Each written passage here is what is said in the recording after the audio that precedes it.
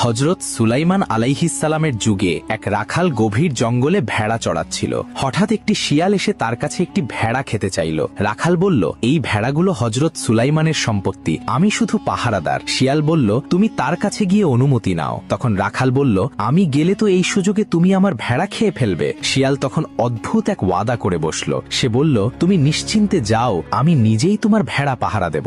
রাখাল অবাক হয়ে হযরত সুলাইমানের দরবারের দিকে রওনা হলো। পথে সে তিনটি অদ্ভুত দৃশ্য দেখল। প্রথমটিতে দেখল একটি গাভী তার নিজেরই বাছুরের দুধ পান করছে। দ্বিতীয়টিতে দেখল কিছু মানুষ ছেঁড়া ফাটা পুরনো কাপড় পরে আছে, কিন্তু তাদের সবার হাতে সোনার থলি। আর তৃতীয়টিতে দেখল একটি পরিষ্কার পানির ঝর্ণা বয়ে যাচ্ছে, কিন্তু তৃষ্ণার্ত হয়ে কাছে যেতেই এমন তীব্র দুর্গন্ধ বের হলো যে তার দম বন্ধ হয়ে আসার উপক্রম। দরবারে পৌঁছে রাখাল শিয়ালের জন্য ভেড়া খাওয়ার অনুমতির পাশাপাশি এই দৃশ্যগুলোর অর্থ জানতে চাইল। তখন হযরত সুলাইমান জানালেন, এগুলো